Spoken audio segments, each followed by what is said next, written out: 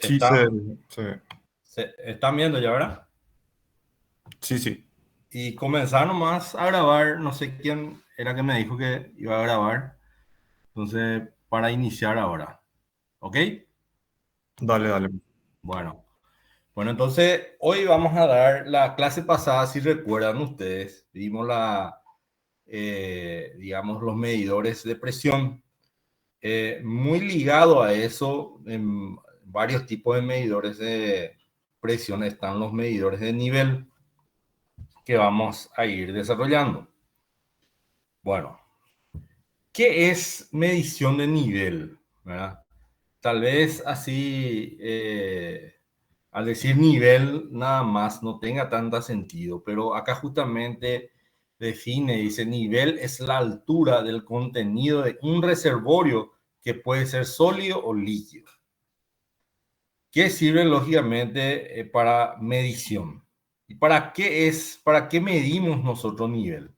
Si nosotros medimos nivel de un líquido en un estanque, por ejemplo, podemos calcular el volumen almacenado de materiales en tanques, en ese mismo tanque, para hacer también balance de materiales de procesos continuos, ¿sí?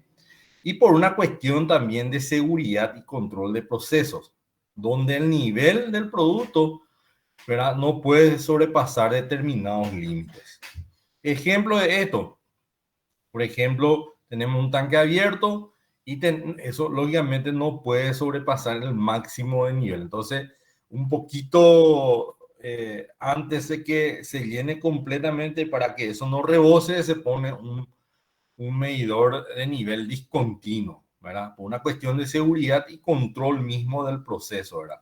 Entonces, para eso se utiliza esto. Y lógicamente el balance de material es súper importante. Uno requiere saber cuánto de material yo estoy inyectando al sistema, al proceso productivo. Ejemplo, eh, nosotros podemos cruzar información digamos, en una azucarera. Ustedes saben que la extracción líquido del sólido, la extracción del jugo mixto que se dice, o el mosto de la caña dulce, se hace por medio del apriete, ¿verdad? Un molino, ¿verdad? Pican la caña y eso después aprieta, lógicamente. Entonces, uno puede cruzar información, ¿verdad?, con el caudalímetro, ¿verdad?, que envía al tanque, y en el tanque cuánto se va almacenando, midiendo lógicamente el nivel de líquido que se va acumulando en el estanque o en el tanque que nosotros estamos llenando. Es así que se puede hacer un balance de material, o sea, cuánto entró y cuánto vos vas a enviar al proceso productivo, ¿sí? Y tenemos un poco tres tipos de medición de nivel. Los considerados como medición directa, ¿verdad? Que dice es la medición que tomamos como referencia a la posición del plano superior de la sustancia medida. Ejemplo, ahora que está muy de moda en el tema de combustible, los tanques subterráneos, eh, se utilizan la famosa medición directa, la famosa regla que se introduce eso, y la parte mojada, ¿verdad? El plano del líquido del combustible que moja, ¿verdad?, te da la medición directa así. La medición de nivel indirecta, dice, en este tipo de medición el nivel es medida indirectamente en función de magnitudes físicas. ¿Qué significa eso? Significa que se mide una magnitud física primeramente directamente, ¿verdad?, y después, como consecuencia de una relación física matemática, se obtiene el nivel. Ejemplo de eso es la presión. Ustedes saben que la presión a qué es igual. Hay una proporcionalidad directa entre la presión y la altura del líquido que ejerce presión ahí abajo, ¿sí? La medición de nivel discontinua. Estos medidores, dice, son empleados para proveer indicación apenas cuando el nivel alcance ciertos puntos deseados. O sea, puede ser, como vimos el ejemplo recién, un punto máximo, pero también puede ser un punto mínimo, ¿verdad? Por ejemplo, está bombeando de un tanque un líquido, un cierto producto, ¿sí? Y eso lógicamente va bajando el producto si es que no se va alimentando, ¿verdad? Y bueno, para que la bomba, por ejemplo, no trabaje en vacío, ¿verdad? Y se queme nuestra bomba, entonces, ¿qué se hace? Se pone un mínimo que puede bajar, que puede bombear. Y después ya tiene que parar la bomba, ¿verdad? Entonces ahí se ajusta a la lámina anterior, que es por una cuestión de seguridad, también se utiliza la medición de nivel discontinuo. ¿Ok?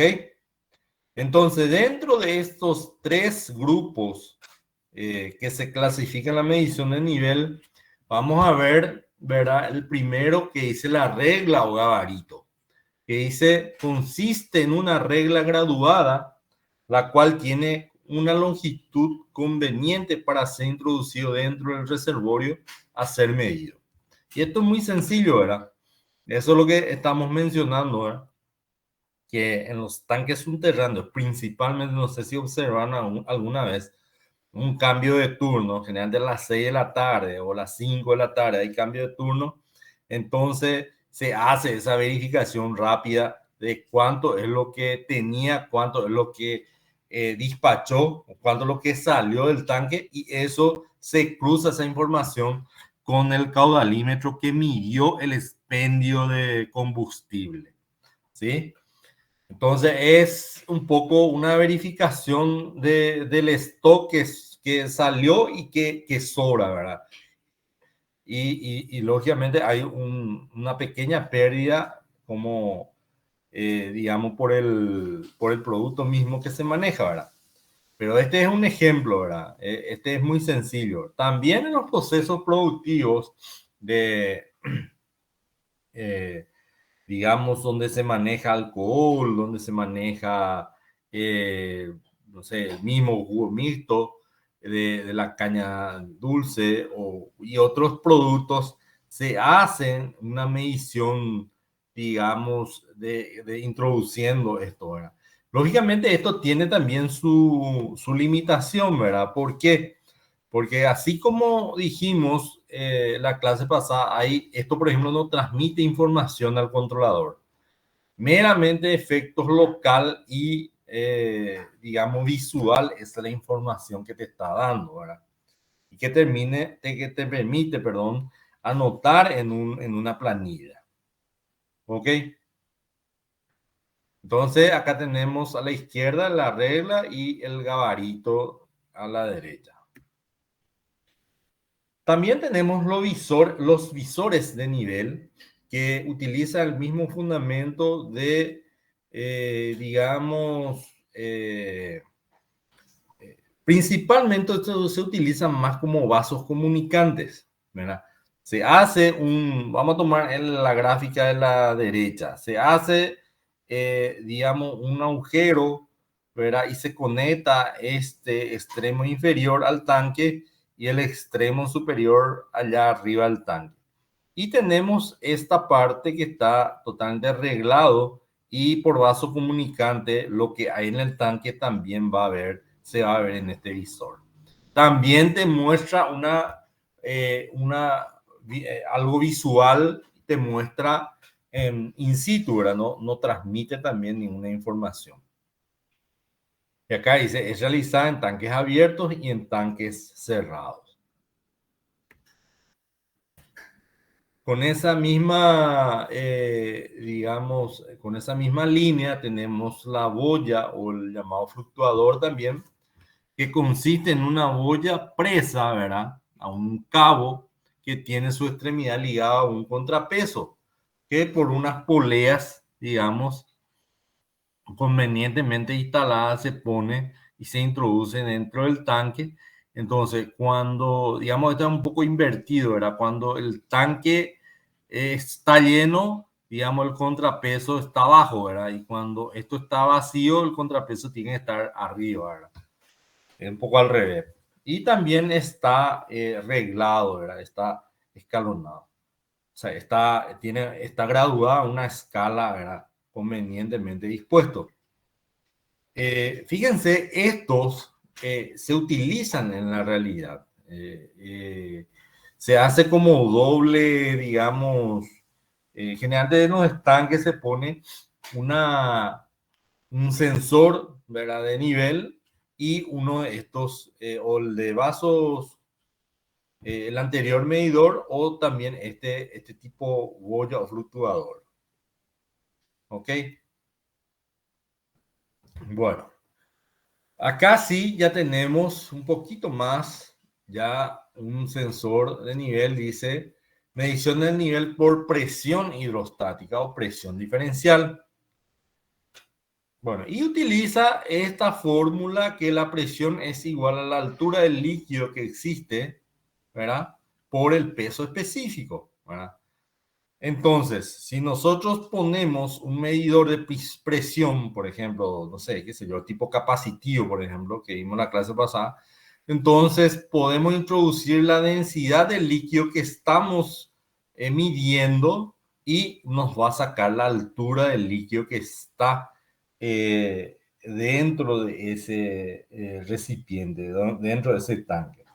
Y como los tanques generalmente son cilíndricos, digamos, el área de base del tanque es una constante, ¿verdad? Entonces, lo único que varía cuando hay menor o mayor cantidad de volumen es la altura, ¿verdad? Por eso es que la altura es una variable medida muy importante, ¿verdad? Eh, Porque conociendo la altura, uno directamente ya puede, digamos, saber el volumen que está dentro del líquido. Y si que sabe el volumen, puede saber el peso del líquido, puede saber un montón de cosas ya. ¿Se entiende?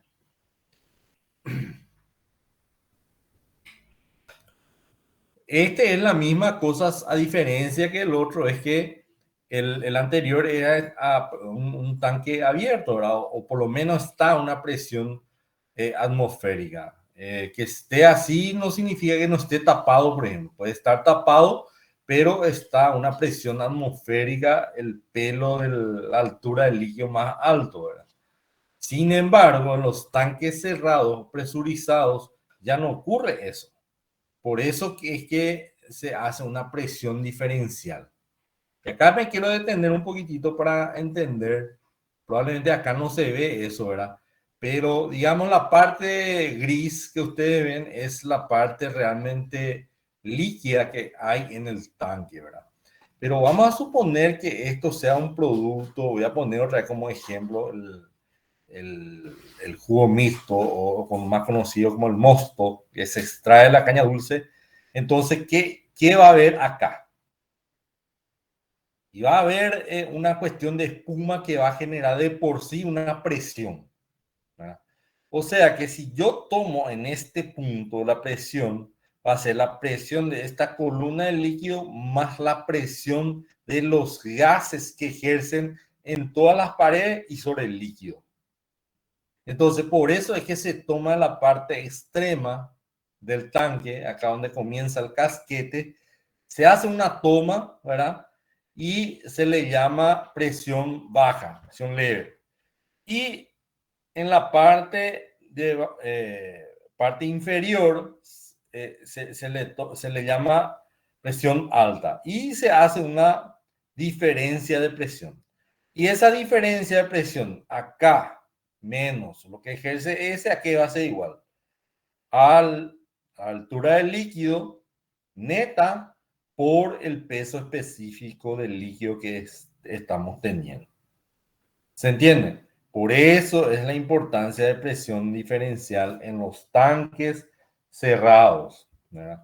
Porque el producto mismo se autogenera a medida que se va llenando, ¿verdad? Se va generando una presión interna por efecto del movimiento que hay dentro del tanque. ¿Ok? ¿Se entiende hasta acá? Si me dan un retorno, por favor.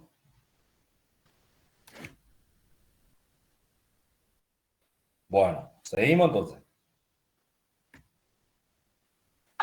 Bueno, y esta gráfica nos representa si este está a presión atmosférica, entonces solamente el líquido que está es lo que se toma en cuenta, ¿verdad?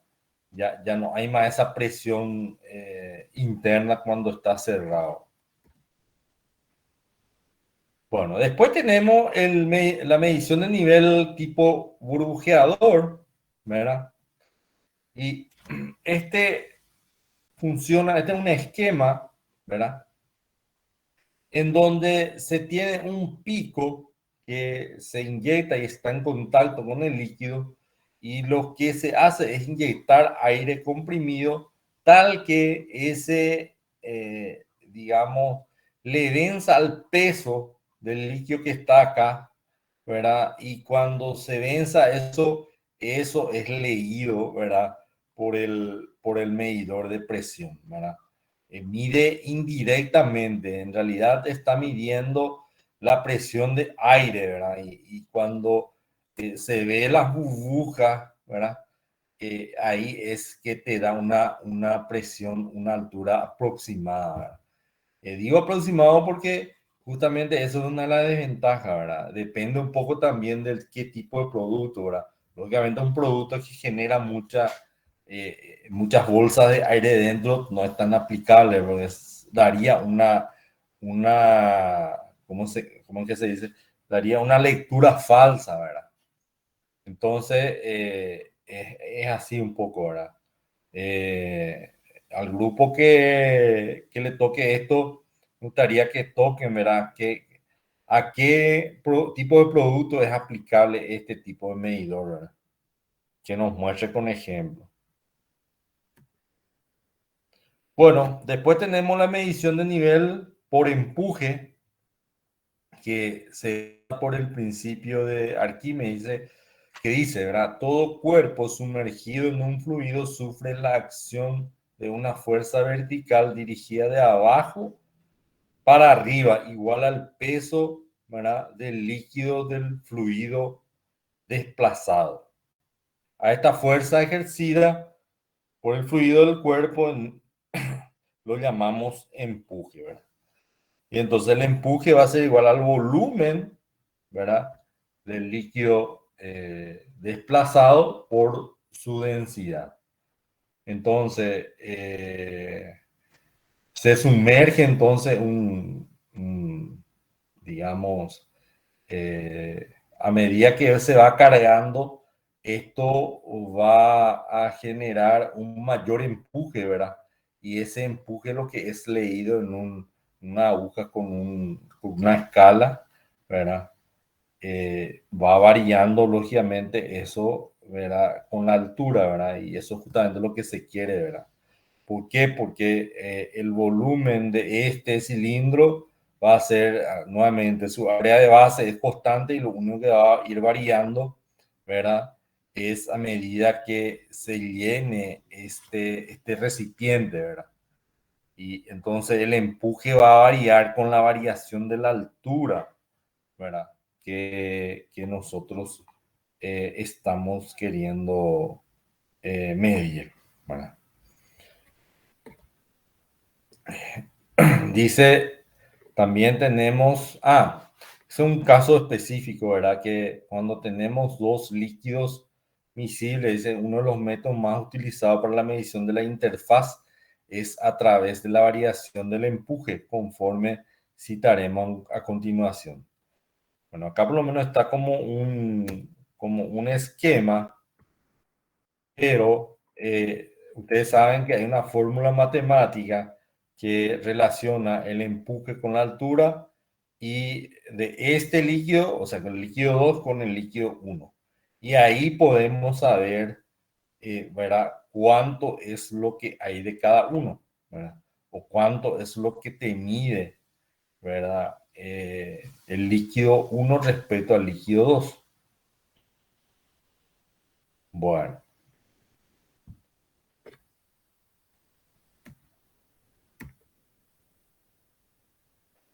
bueno.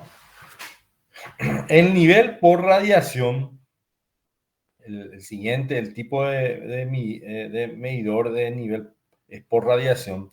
Dice, los medidores que utilizan radiaciones nucleares se distinguen por el hecho de ser completamente exentos de contacto con el producto que están siendo medidos. Y esto es muy importante, ¿verdad? Principalmente porque hay productos que no podemos, digamos, tener contacto eh, con el sensor o con algún otro material, principalmente en los productos alimenticios, ¿verdad? No pueden admitir, ¿verdad? Digamos, en cierta etapa del proceso productivo ya no pueden admitir por ejemplo, este tipo de medición, ¿sí? Así que uno tenga que introducir algo, el producto está en contacto, no se permite, ¿verdad? Y ahí es donde surge esta medición de nivel que dice que tiene una fuente de radiación de rayos gamma, ¿sí?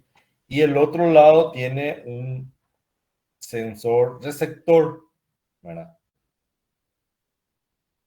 Y dice, como la transmisión de los rayos es inversamente proporcional a la altura del líquido del tanque, la radiación captada por el receptor es inversamente proporcional al nivel del líquido.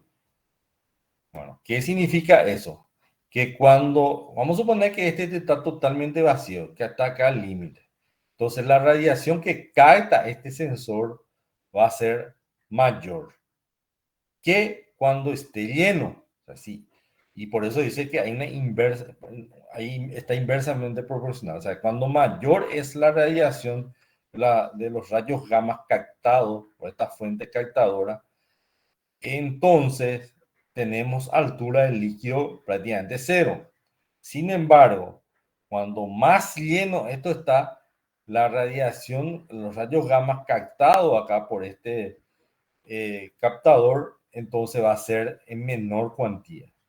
Y digamos, esa captación de rayos gamma lo que es amplificado y puede ser traducido a intensidad de corriente eléctrica, perdón, y cuando eso es producido, quiere decir que puede ser transmitido a un controlador. O sea, esa señal de instrumentación puede ser transmitido a un controlador. ¿Se entiende? Entonces, este sí ya es uno de los sensores que podemos utilizar para una medición de un lazo de control, por ejemplo. ¿Sí? También perdón,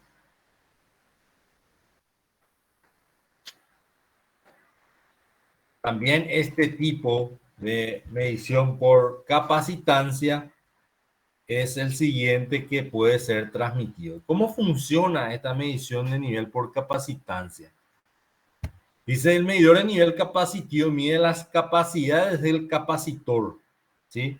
Formado por electrodo sumergido en el líquido en relación a las paredes del tanque. La capacidad del conjunto depende del nivel del líquido. Pero a mí me gusta más entender, o sea, esto también, ¿verdad? Pero digamos, acá se refiere a la sonda capacitiva con respecto a las paredes del tanque. Entonces, cuando el líquido, digamos, va llenando ese espacio, varía la capacitancia de eso. Entonces, eso se puede amplificar y nuevamente convertirlo o traducirlo a una corriente eléctrica capaz de enviar esa señal al controlador. Acá también es otra forma, ¿verdad? Donde se tiene la sonda capacitiva fija, ¿verdad? Y esta distancia D es lo que va variando porque digamos, va ocupando va reemplazando al dieléctrico aire, ¿verdad? El líquido que nosotros que estamos queriendo medir la altura. Entonces, a medida que va subiendo el líquido, como que le va reemplazando al dieléctrico aire, entonces eso hace variar al valor de la capacitancia y eso puede ser amplificado e indicado y transmitido a un controlador. Y es así entonces como funciona la medición de nivel por capacitancia. ¿Ok? No es tan complicado esto. Este por lo menos es bastante, se puede entender bastante bien. A este también en la jerga fabril para los, digamos, para la medición de sólidos, por ejemplo, a esta fotografía que se ve acá, que tiene dos patitas, se le dice el famoso Solifam, ¿verdad? Entonces empieza digamos, a vibrar, no. Esta orquídea, cuando el sólido va llenando este espacio entre esta barra y esta barra, entonces ahí va variando su capacitancia. ¿Ok? Y este que se ve acá a la izquierda es la sonda que es sumergido acá al tanque. Bueno, la medición de nivel por ultrasonido. Dice, los niveles de ultrasonidos emiten una onda, que llega hasta la superficie del líquido y rebota hasta volver a llegar al sensor de nivel. El tiempo que tarda la onda en ir y venir determinará la distancia entre el sensor y la altura, ¿verdad? Que restando la altura total ofrecerá la altura del líquido. Entonces, esto también es no parecido, ¿verdad? Pero acá se emite, tenemos una fuente que emite ondas, ¿verdad? Entonces, una onda emite, rebota acá y vuelve a su emisor, ¿verdad? Entonces, a medida que aumenta el líquido, eso va a ser más rápido o va a tardar menos, ¿verdad? Entonces, quiere decir que va variando la altura. ¿Se entiende? Y eso puede ser indicado y transmitido, lógicamente, también a un controlador, esa variación. Fíjense también acá en un comentario, dice, ofrecen la ventaja de que no hay partes inmersas en el líquido. Su colocación es bastante fácil. Se hace generando un agujero con una rosquita, se enrosca y va, digamos, va emitiendo las ondas y va captando el nivel del líquido. Por la experiencia, yo le digo que este tipo de medición de nivel se utiliza mucho más en líquido que en sólido. ¿Y por qué eso? Porque en sólido es un poco, no es como este plano, ¿verdad? De aumento de nivel no es uniforme. Tiene de los hilos, se descarga el pantalón de la cinta transportadora, se va llenando acá y forma un montículo de montaña. Se va llenando así la montaña, no así en forma pareja.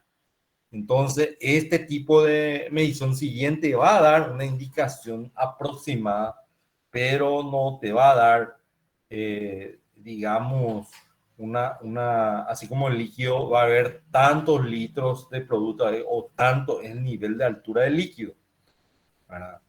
Esa es un poco la desventaja en los granos, en los sólidos, vamos a poner granos de soja, granos de maíz, ¿verdad? O granos de fertilizantes, que es la experiencia que yo tuve, ¿verdad?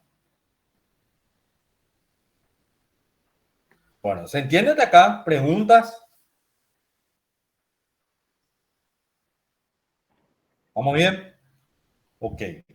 Bueno, entonces, ¿se acuerdan? Siempre vamos a tratar de recordarnos de los lazos de control. ¿Se acuerdan nosotros poníamos nada más un globito ahí? Este es nuestro sensor de nivel, ¿verdad? Y esto nosotros decíamos que transmite. Transmite el nivel que está en este tanque. Así que decíamos. Entonces, ahora nosotros ya tenemos tres opciones ya. Por radiación, por tipo capacitancia, ¿verdad? Y tipo ultrasonido, ¿verdad? Para leer esos lazos de control. Interesante sería que el grupo que exponga nos diga un poco en qué en qué tipo de lazo de control, en qué tipo de productos se utilizan cada uno de estos medidores de nivel, ¿verdad? Para enriquecer más nuestra comprensión. Bueno, siguiente medidor es el tipo medición de nivel por radar. ¿Cómo funciona esto? Acá hay una breve explicación. Dice, posee una antena cónica que emite impulsos electromagnéticos de alta frecuencia a la superficie a ser detectada. La distancia entre la antena y la superficie a ser medida será entonces calculada en función del tiempo de atraso entre la emisión y la recepción de la señal. Entonces, ¿qué era que se emitía en la medición de nivel tipo ultrasonido? Se emitía ondas. Acá, ¿qué se emite? Se emite impulsos electromagnéticos. También se utiliza el plano del líquido, ¿verdad? Y el mismo concepto, ¿verdad? Se emite, ¿verdad? Y se vuelve a captar la onda esa que se emitió, ¿sí? Entonces, a medida que esto aumenta, ¿qué va a pasar? El tiempo de viaje de la onda, de una onda a otra, va a ser menor. ¿Correcto? Entonces, ahí hay una variación. Y nuevamente, no estamos mencionando, pero visualmente se ve que este estanque es cilíndrico, ¿verdad? Entonces, el área de base es constante, una constante. Y lo único que va a variar para medir el volumen del líquido alojado en este tanque va a ser justamente la altura o el nivel del líquido, ¿verdad? Por eso que no enfocamos tanto en el nivel y por eso que el nivel para nosotros es una variable importante que tenemos que medirlo. Porque si tenemos el nivel, podemos obtener el volumen, el peso, el balance, el material, cuando entró, cuando salió, un montón de cosas. La información nos da los medidores de nivel. Bueno, dice, esa técnica puede ser aplicada con suceso en la medición del nivel de líquidos y sólidos en general, ¿verdad? La gran ventaja de este tipo de medición en relación al ultrasonido es la inmunidad a los efectos provocados por gases, polvo y espuma entre la superficie, ¿verdad? Entre la superficie y entre la superficie a ser detectada. Fíjense, sí es una acotación importante que nos dice, ¿verdad? Son muy parecidos, pero eso, por ejemplo, puede ser una diferencia a notar, ¿verdad? Que por más que el producto genere espuma, ¿verdad? Gases o polvo, ¿verdad? Para los productos, fíjense que los granos, por ejemplo, generan mucho polvo. Los granos de fertilizantes, por ejemplo, les puedo decir que generan muchísimo polvo.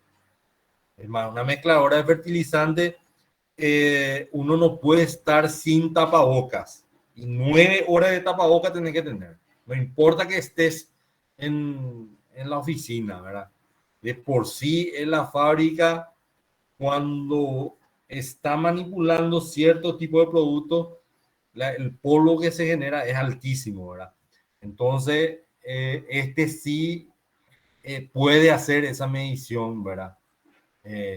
A excepción de los ultrasonidos, ¿verdad? Que acá ya nos está diciendo que esa es una de las limitantes. ¿Sabes? Un producto que genere mucho espuma, mucho polvo, puede dar algún tipo de error, ¿verdad? Eso es lo que está mencionando.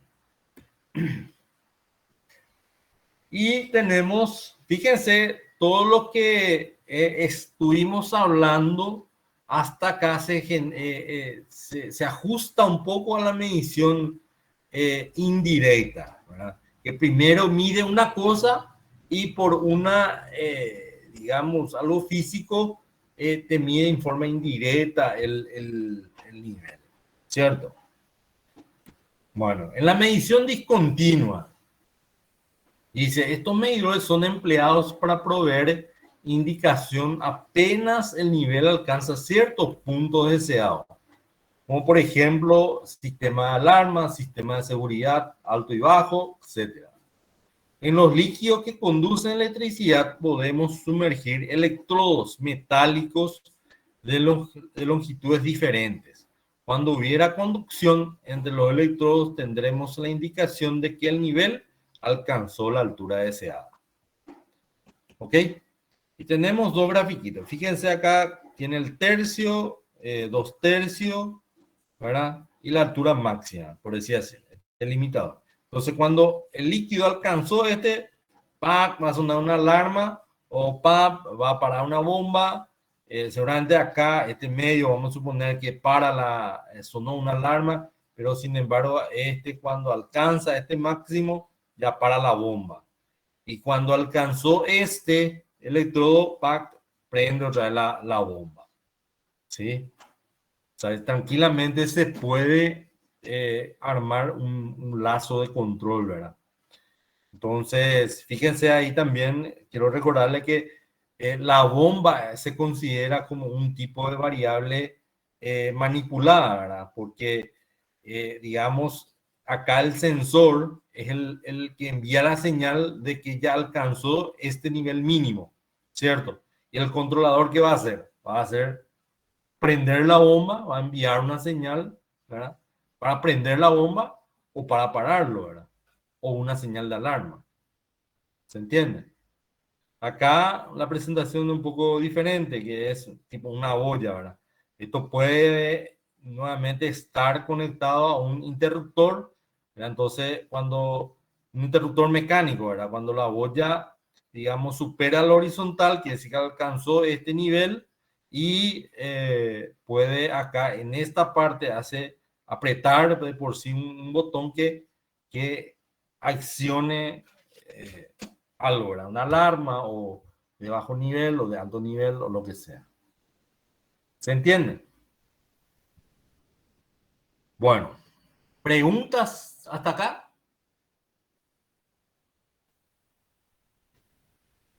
Con respecto a lo que estamos conversando. Por mi parte tampoco, profe. Demasiado claro entonces tú, ¿eh?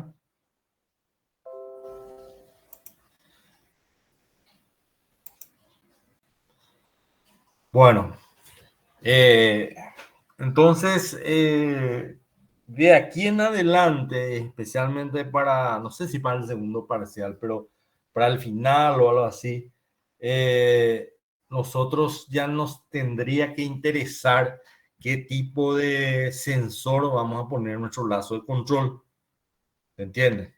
Entonces, ahora ya estamos capacitados para responder si un medidor de nivel o qué tipo de medidor de nivel nos conviene poner en tal o cual lazo. ¿Se entiende? Por ejemplo, la regla o gabarito ya directamente sabemos que es, digamos, una forma de medición visual, ¿verdad? Y solamente se puede utilizar para puede ser considerado como ¿cómo es que se dice? Una, una medición, un instrumento discreto, ¿verdad? Que solo no comunica nada, ¿verdad? Cosas así ya tenemos que ser capaces de diferenciar. ¿Ok?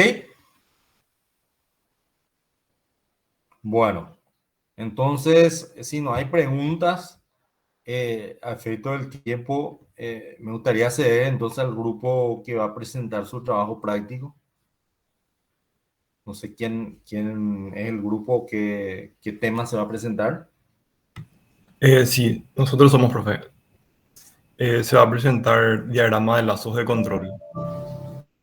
Es yo, Teresa y Elena. Voy a pasar a compartir ahora mi pantalla.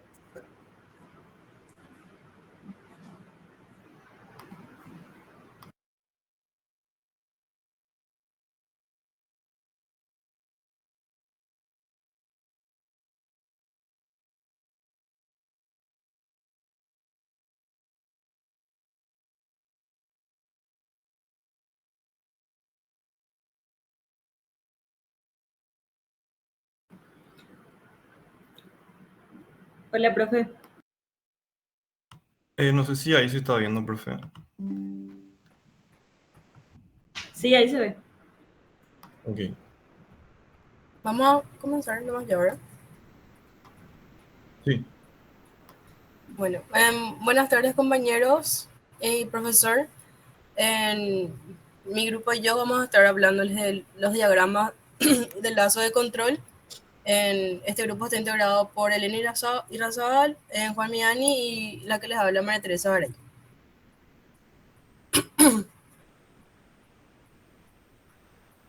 Bueno, para comenzar en este tema, ¿verdad? Es importante mencionar que todas las industrias, para la elaboración de todos sus procesos, requieren una serie de procesos y operaciones necesarias para que se pueda realizar, se pueda alcanzar el producto. Debe estar de forma planificada. Entonces, con el fin de asegurar de que este producto tenga las características y los estándares de calidad, el proceso debe estar controlado, ya que cualquier perturbación que pueda ocurrir, ¿verdad? En el control de una etapa del proceso, eso puede producir efectos que afecten indeseablemente a la calidad del producto final. Entonces, los lazos de control son un conjunto de elementos que están interconectados entre sí para lograr la manipulación de las variables con el fin de que el sistema se mantenga en la condición deseada. Existen dos tipos de lazos, que sería el lazo abierto, como la imagen de la izquierda, tiene una entrada, está en nuestro sistema y tiene una salida. Para el lazo cerrado tenemos una entrada, tenemos como un elemento de medición que va a entrar a nuestro sistema, la retroalimentación, la salida y vuelve a la retroalimentación.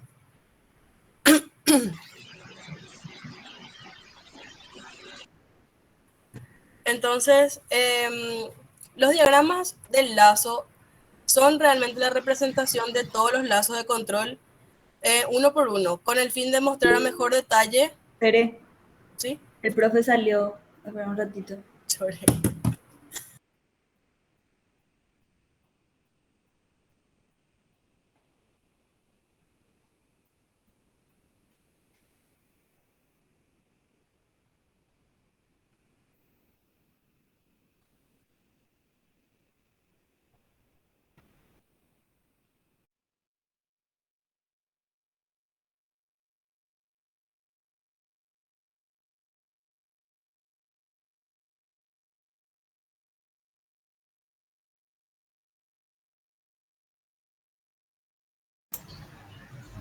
Hola, disculpen por favor. Dale, profe, tranqui. Vamos a continuar ahora. Se apagó la máquina y justo me tocó la que es más viejita. Bueno, continuemos. Bueno, continuando, estábamos describiendo lo que sería el lazo de control abierto. Tiene como característica de que en estos, por ejemplo, no se mide la salida ni se retroalimenta para compararla con la entrada. Entonces, corresponde una entrada de referencia y que es como una condición operativa fija. Y como ejemplo, tenemos que una válvula se va a abrir por un determinado tiempo para dejar pasar agua fría al proceso. Entonces, este enfría sin importar la temperatura exacta que tenga al final. Cuando se cumple ese determinado tiempo, esa válvula se vuelve a cerrar. En el caso de los lazos de control cerrado, es un proceso que consiste en la recepción de los valores de entrada de las variables del proceso que se va a medir y controlar. Ese procesamiento y la comparación de esos valores puede establecerse por el usuario, puede estar o puede ser automatizado, ¿verdad? Entonces, esto puede ser para su corrección en caso de que se haya producido alguna desviación respecto al valor que ya se preestableció en algún parámetro del proceso. Y los tres principios son la medición, que es básicamente la medición de esa variable que se controla, que se hace generalmente mediante la combinación del sensor y el transmisor. El siguiente elemento sería la decisión, que con base a esa medición que nosotros hicimos anteriormente, ese controlador decide qué va a hacer para mantener la variable en el valor que se predeterminó. Y la acción, que va a ser el resultado de la decisión que tomó ese controlador, entonces debe efectuar la acción en el sistema que está relacionada con el elemento final de control.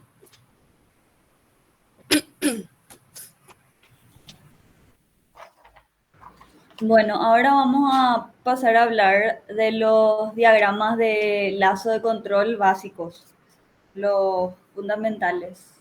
Primero, les voy a estar explicando el control retroalimentado. Este control retroalimentado realimentado es la forma más simple de aplicar el control en lazo cerrado. Este control se define como una operación en que en presencia de perturbaciones del proceso tiende a reducir la diferencia entre la entrada de un sistema y alguna entrada de referencia y lo continúa haciendo con base en esa diferencia.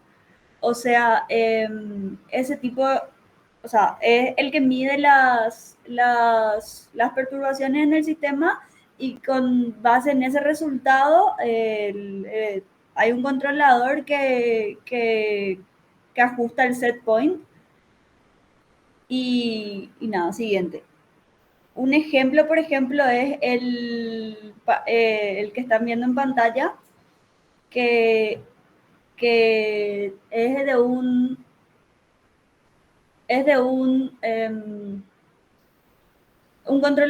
controlador de nivel de un tanque, en donde primero se ve que hay un transmisor de nivel que manda una señal eléctrica al controlador y el cual ese controlador, único controlador de este lazo, compara con el set point y ahí manda la señal se traduce a una señal neumática y ahí se manipula la válvula número 1. Gracias a la manipulación de esta válvula número 1 es que se puede mantener el nivel del tanque deseado. Ay, te puedo interrumpir ahí un ratito. Sí. Para enriquecer un poco a los compañeros.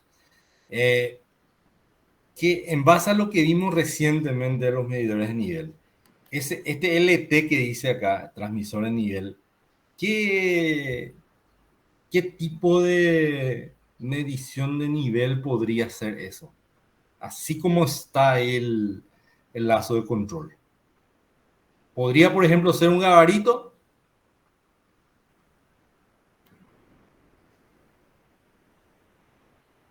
Pregunto.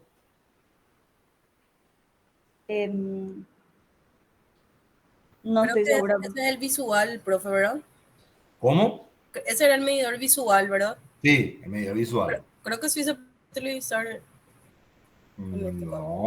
No, acuérdense que el gabarito solamente es visual, no puede transmitir señal eléctrica. ¿Se acuerdan? De 100 nomás dimos. Entonces, eso por ejemplo está descartado, ¿verdad? Así como está este lazo de control, ¿qué es lo que hace este lazo de control? ¿Qué es lo que manipula? El caudal de entrada. El caudal de entrada. Y haciendo un análisis ahí solamente está abriendo o cerrando la válvula, ¿cierto? Sí. Y el LTS solamente da información, ya llegó a su máximo. Cuando llega a su máximo, ¿quién le va a decir al controlador? El controlador, ¿qué le va a decir al actuador? Que abra o que cierra. Va a decirle que se cierre, ¿verdad? O sea que así como está acá, esta LT, da una información y dos informaciones nomás da, o una información nomás, que llegó al máximo. Entonces, ¿qué tipo de medición de nivel podría ser ese? Correcto, señor, discontinuo. El último que vimos. No es necesario, aunque va a hacer la misma función, poner, por ejemplo, un medidor de nivel ultrasónico, bro, ultrasonido. va a avisar. Cuando vos le decías al ultrasonido, cuando llegue a este nivel que está el máximo, ¿verdad? No sé si yo señalo se va a ver, al máximo, ¿verdad?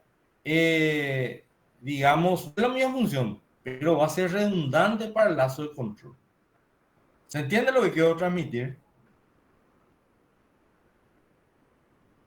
Sí, profe. ¿Se entiende? Bueno, ok, continuaron. Bueno, y bueno, siguiente. Ahora les voy a hablar del control en cascada, que es un lazo de control también cerrado, que consiste en conectar la salida del controlador al set point de otro controlador. O sea, tenemos dos controladores en el lazo. Cada uno de estos controladores detecta una perturbación diferente en el proceso. Por lo tanto, este lazo de control en cascada consta de dos controladores, uno anidado del otro. El primer controlador se le dice controlador maestro, que le da orden al segundo controlador para ajustar su set point.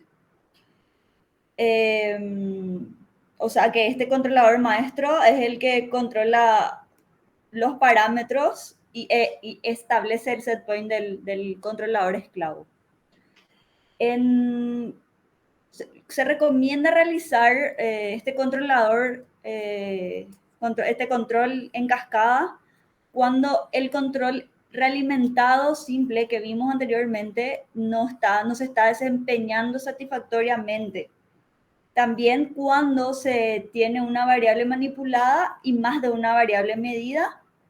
Y también cuando hay varias perturbaciones que afectan directamente a la variable manipulada. Siguiente. Bueno, el ejemplo es el mismo, sería también un controlador de nivel, pero vamos a ver con el control en cascada. O sea, está el transmisor de nivel y está ahí a la derecha está el primer controlador que sería el controlador maestro, en donde se compara el set point de la altura del nivel del tanque y ese envía una señal al segundo controlador. O sea, envía la señal de ajuste al segundo controlador. O sea, se instala un medidor de caudal también en esta tubería para realizar ese control secundario. De manera que se controle la perturbación también por la presión de la entrada. O sea, ese controlador ajusta esa válvula porque a la entrada, o sea, ese controlador puede medir las perturbaciones de presión, por ejemplo, a la entrada del caudal del tanque. Y nada, este control se usa, es muy conveniente cuando esta variable no se puede mantener dentro del valor de set point debido a las perturbaciones inherentes del proceso.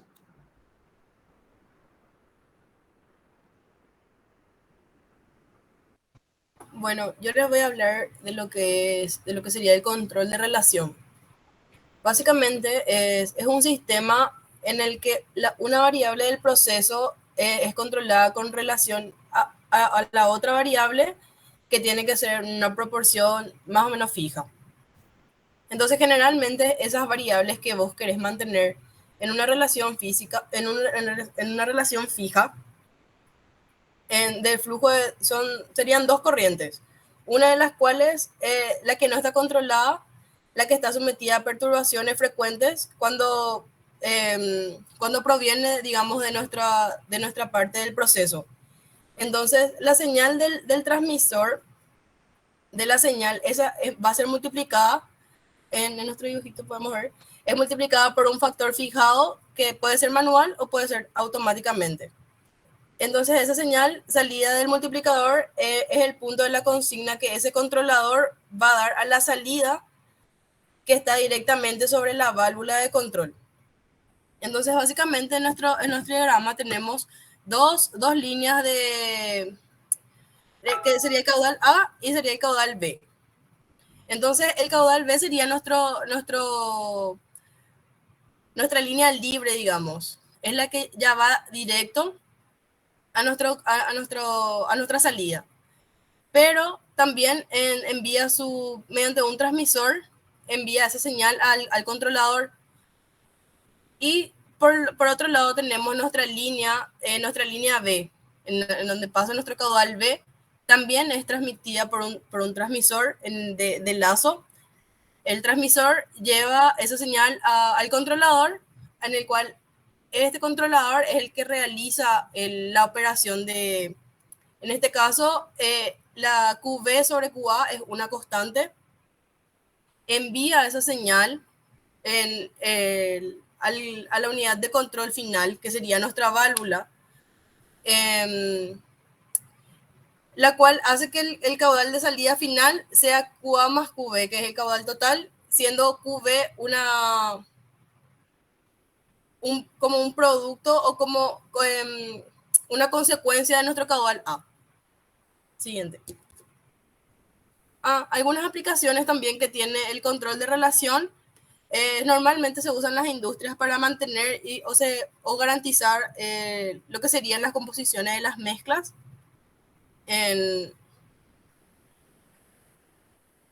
Otra aplicación, por ejemplo, podría ser en las calderas, en donde el flujo de combustible y el flujo de aire tienen que ser proporcionales porque tiene que llevarse a cabo la combustión. Otra aplicación también sería en una torre de absorción, en donde el flujo del líquido que va ascendiendo tiene que tener relación con el flujo de vapor que va recorriendo esa torre, ¿verdad? Entonces, otros puntos que hay que tener en cuenta para que el control de relación pueda darse es que esos flujos tienen que tener, pueden medirse en las mismas unidades. También que esas señales que llegan a las divisiones o en la estación de relación, el controlador deben tener las mismas características, lineal o cuadrática, que se pueda establecer la relación.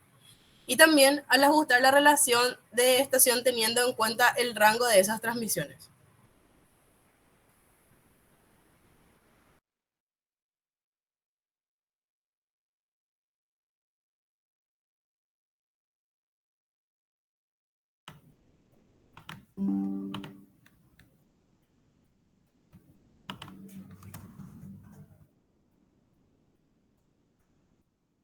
Ahora sí, tenía mi micrófono apagado. Bueno, el siguiente control que vamos a estudiar es el control en acción. El control en acción es un control de lazo abierto que se utiliza como control preventivo ante cualquier perturbación que pueda afectar la variable controlada. ¿Y cómo se consigue que sea preventivo?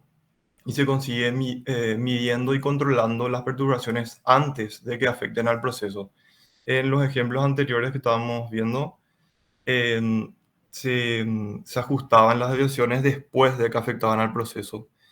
Y por eso es una ventaja en este tipo de control, ya que se puede cuidar de esa forma el proceso antes de que estas perturbaciones afecten negativamente, ¿verdad?, al proceso. Bueno, este tipo de control se suele combinar con el control realimentado.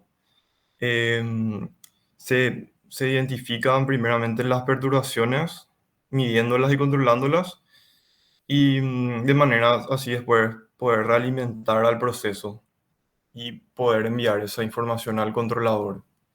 En unos ejemplos vamos a ver ahora. Este, por ejemplo, es el caso. Voy a activar mi láser. Es el caso de un intercambiador de calor. Se puede ver acá un serpentín por el que recorre agua. Acá está la entrada, eh, que puede ser agua fría, ¿verdad? Y el producto final va a ser el agua caliente. Acá está una cámara de combustión por la que está conectada a una vía de gas y por otro lado de aire. Y esto van a generar la combustión que va a calentar el agua, ¿verdad? Bueno, este proceso se puede controlar por un sistema de realimentación simple mediante la medición de la temperatura del producto final, como se puede ver acá. Bueno, esa temperatura, esa información se le va a pasar al controlador que va a comparar con su set point y de acuerdo a eso va a actuar sobre la válvula y así decidir si es que va a abrir o va a cerrar más. Hasta ahí todo bien, ¿verdad? Pero, ¿qué ocurriría si es que en la entrada de agua, el agua entra demasiado frío? O sea, si es que entra a una temperatura muy baja, eso puede afectar a la temperatura del producto de salida. Entonces, el control en acción lo que hace es medir, se agrega este nuevo lazo que está acá, de modo a poder determinar primeramente esa temperatura a la que está ingresando el agua y pasarle esa información al controlador. Y de esta manera el controlador estaría recibiendo una información adicional con la que va a poder tomar una mejor decisión para poder abrir la válvula. Por ejemplo, si está entrando agua muy fría, entonces, de modo a poder contrarrestar eso, el controlador le va a decir que abra eh, la válvula en mayor cantidad, pero en mayor, que provoque el mayor paso de gas para que se pueda dar una combustión mejor, ¿verdad? Que sería nuestra variable manipulada, en este caso el caudal de gas. Em, Otro ejemplo es el ejemplo que estamos viendo del control de nivel. Bueno, primeramente, si esto controláramos con un control de realimentación simple, primeramente realizamos la medición del nivel de esta altura, que podría ser preferentemente con una medición de nivel discontinua, como estuvimos viendo. Y una vez que se tiene ese valor del nivel, se le pasa la información al controlador y, bueno, nuevamente este va a comparar con su set point y de acuerdo a eso va a actuar sobre la válvula que regula el caudal de, de agua, puede ser, o del fluido que sea, ¿verdad? Bueno, pero nuevamente en esta válvula se puede tener una perturbación que puede ser, por ejemplo, una pérdida de presión. Entonces, acá nuevamente entra el concepto del control nado en acción, que en esta imagen podemos ver que se agrega un medidor de ese caudal. La única diferencia es que es este medidor que se agregó acá. Es la única diferencia. Entonces, una vez que se tiene esa medición del caudal, se le pasa la información al controlador. Y nuevamente el controlador está recibiendo una información adicional y de acuerdo a eso va a poder tomar la decisión de abrir la válvula o cerrar más. Y bueno, ese sería el concepto del control de acción y eso es todo. Gracias. Bueno, excelente. Si estuviésemos en clase, íbamos a aplaudirle, ¿verdad? Muy bien. Gracias, profe. Gracias, profe. Se va anotando para los demás compañeros, ¿verdad? Cuál es un poco la temática, ¿verdad? Algunas recomendaciones, ¿verdad? Siempre hay oportunidades de mejoras, especialmente para los siguientes grupos, ¿verdad? Yo diría enfocarse un poquito más en los ejemplos aplicativos. Por ejemplo, voy a hablar de grupos anteriores. Para este mismo tema, investigaron y se enfocaron más en presentar más ejemplos. Por ejemplo, así como hiciste recién, presentarte dos ejemplos de Navan Acción, ¿verdad? Entonces, hubieron grupos que presentaron, por ejemplo, 3 ejemplos de cada tipo digamos, de cada tipo de control alimentado simple, en cascada o en relación o en naval acción. ¿Sí? Pero no obstante, muy bien. Imagino que repasaron, investigaron. Entonces, muy bien. Es una recomendación principalmente para los grupos que van a seguir exponiendo, ¿verdad? ¿Está bien? Sí, perfecto. Bueno, no sé si hay otro grupo más. Tenemos un poquito de tiempo todavía. Si vamos a presentar otro trabajo práctico más. ¿O nadie preparó más? Creo que nosotros íbamos a ser los únicos que íbamos a presentar hoy, profe. Ya, entiendo. Bueno, por el capítulo de hoy por lo menos daba como para presentar dos. A veces hay capítulos, así como el de nivel, que son relativamente cortas, ¿verdad? Sin embargo, el de temperatura y de caudal